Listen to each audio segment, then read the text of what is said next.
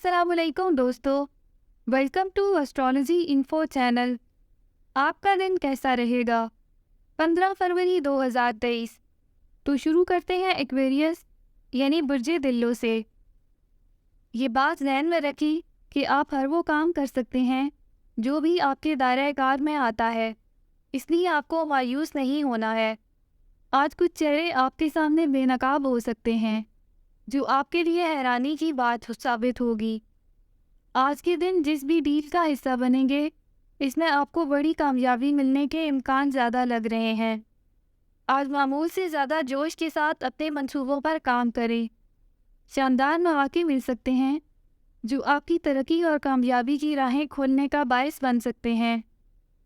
आज के दिन खुद पर भरोसा रखें और आगे से आगे बढ़ते जाएं। खुद को इस कदर मजबूत रखें कि जो भी चैलेंज सामने आए, इससे बेहतर तौर पर निकल सकें।